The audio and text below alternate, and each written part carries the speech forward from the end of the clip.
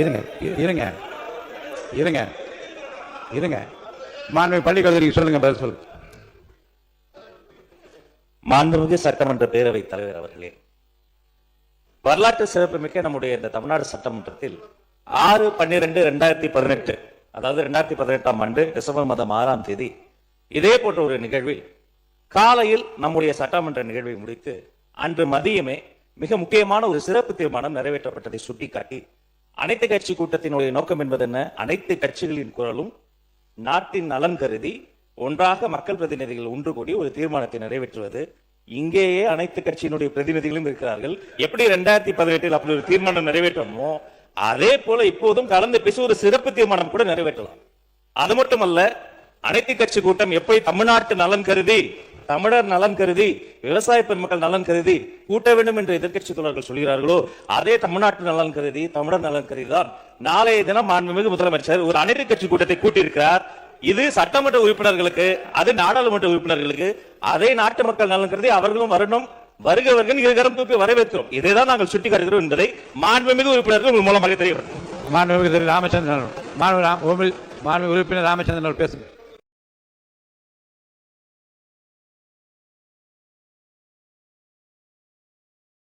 வாங்க, மாண்புமிகு பொதுப்பணித்துறை அமைச்சர் அவர்கள். மாண்புமிகு பேரவைத் அப்படின்னு போட்டிருக்கீங்களே தவிர, இந்த ரோடு ஆக்சிடென்ட்ல 2 லட்சம் ரூபாய் எந்த கேள்வி இல்லை. எஃப்ஐஆர் இருந்தால் போதும், எந்த கார்டு எதுவுமே தேவையில்லை.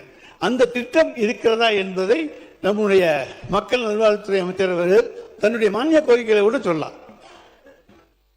மக்கள் நல்வாழ்வுத்துறை அமைச்சர் அவர்கள். மாண்புமிகு பேரவைத் தலைவர் அவர்களே, மாண்புமிகு உறுப்பினர் குறிப்பிட்ட அந்த NK48 என்ற திட்டம் கண்டிப்பாக இந்த ஆட்சியிலும் தொடர்ந்து கொண்டுதான் இருக்கிறது.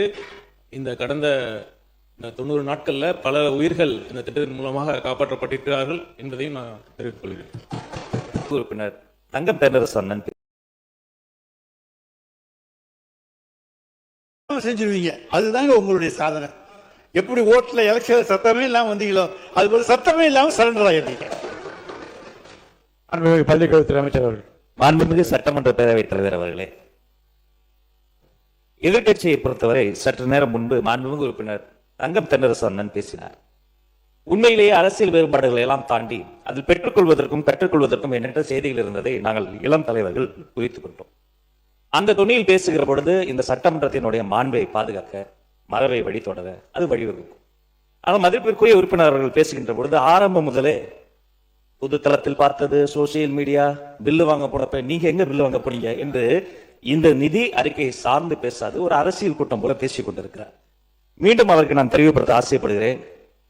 தோற்றதற்கு காரணம் இன்ஸ்டாகிராமா, எலெக்ஷன் ஓட்டிங் மிஷினா என்று பார்க்காமல் அவர்களை சீராய்வு செய்து கொள்வதுதான் அவர்களுக்கு நல்லது, அவர்களுடைய வருங்காலத்திற்கு நல்லது.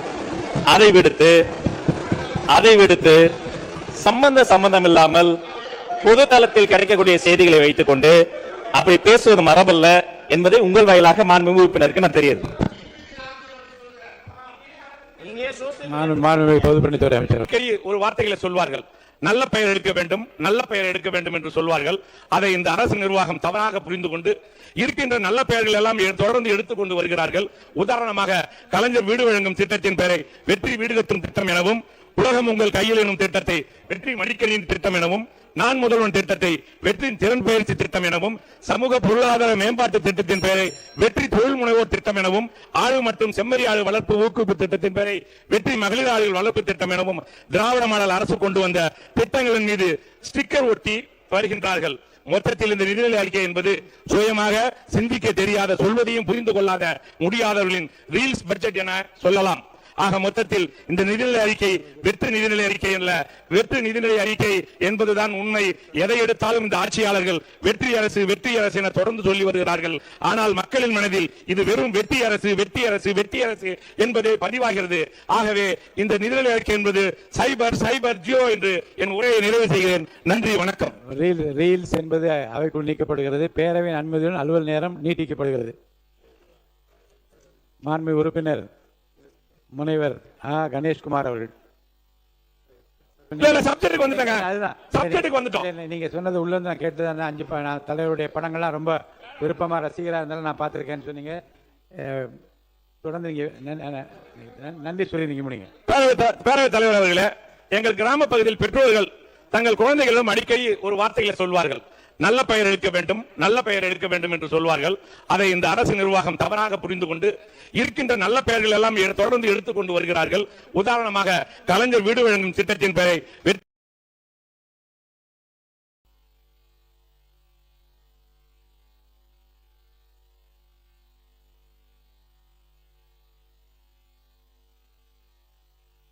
மாண்புமிகு பேரவைத் தலைவர் அவர்களே, மாண்புமிகு பள்ளிக்கல்வித்துறை அமைச்சர்,